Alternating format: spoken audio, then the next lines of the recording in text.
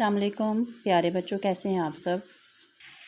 آج ہم ترجمہ القرآن کے سبق نمبر 12 جس کا عنوان ہے قصہ حضرت نوح علیہ السلام، اس کی پڑھائی کریں گے۔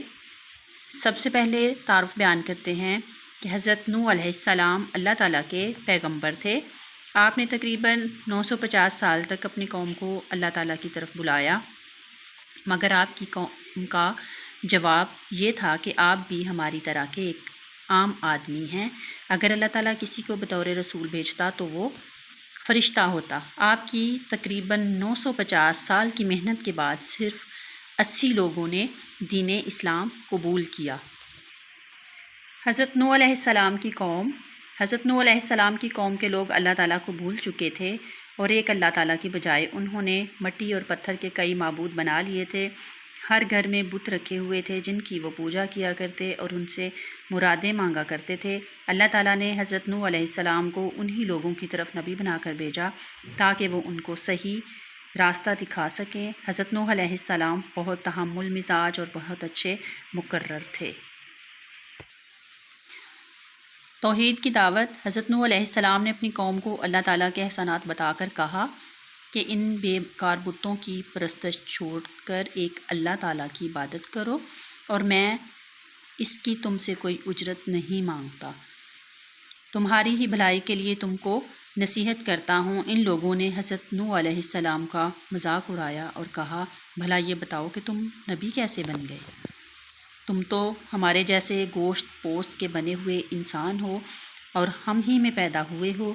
تم میں ایسی کون سی چیز ہے جس سے ہم تمہیں نبی سمجھیں؟ اور اگر اللہ تعالیٰ کو نبی ہی بھیجنا تھا تو وہ کسی فرشتے کو نبی بنا کر بھیج دیتا۔ حضرت نوح علیہ السلام 950 سال تک قوم کی اصلاح کرتے رہے اور توحید خالص کی طرف دعوت دیتے رہے۔ قرآن مجید میں ارشاد ہے جس کا ترجمہ ہے، اور یقیناً ہم نے نوح علیہ السلام کو ان کی قوم کی طرف بھیجا تو وہ ان میں 50 کم ہزار یعنی 950 سال رہے، پھر انہیں طوفان نے آ پکڑا اور وہ ظالم تھے۔ حضرت نوح علیہ السلام نے اللہ تعالیٰ سے یہ التجا کی کہ اے میرے رب، بے شک میں نے اپنی قوم کو رات اور دن دعوت دی تاکہ تو انہیں بخشے، تو انہوں نے اپنی انگلیاں اپنے کانوں میں ڈال لیں اور اپنے اوپر اپنے کپڑے لپیٹ لیے اور سرکشی اور تکبر سے پیش آئے۔ میں نے انہیں بلند آواز سے دعوت دی، میں نے انہیں اعلانیہ بھی سمجھایا اور میں نے انہیں چپکے چپکے سے بھی سمجھایا۔ حضرت نوح علیہ السلام کی قوم شرک، غرور اور تکبر میں اتنی سرکش ہو گئی کہ حضرت نوح علیہ السلام سے مطالبہ کر دیا کہ اے نوح، یقیناً تم نے ہم سے بحث کی اور خوب بحث کی، تو ہم پر وہ عذاب لے آؤ جس سے تم ہمیں ڈراتے ہو، اگر تم سچوں میں سے ہو۔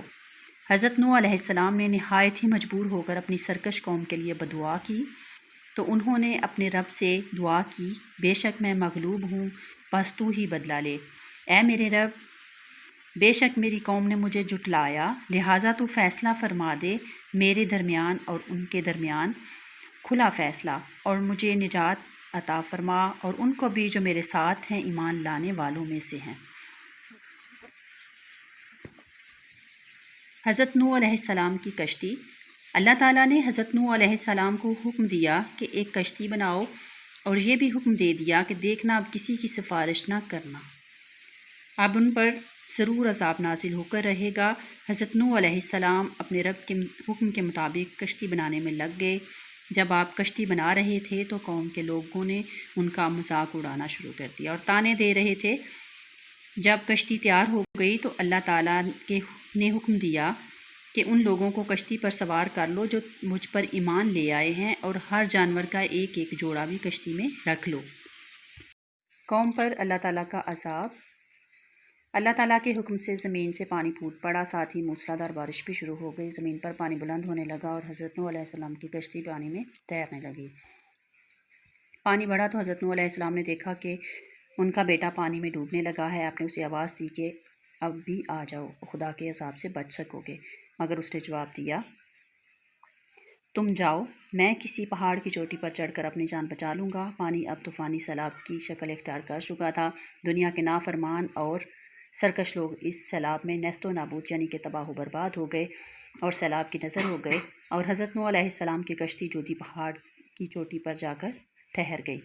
اب اللہ تعالیٰ کے حکم سے سیلاب تھم گیا اور زمین نے سارا پانی اپنے اندر جذب کر لیا۔ اللہ تعالیٰ نے حضرت نوح علیہ السلام کو حکم دیا کہ کشتی سے اتر جاؤ، تجھ پر اور وہ لوگ جو تجھ پر ایمان لائے ہیں ان پر ہماری رحمتیں برکتیں نازل ہوں گی۔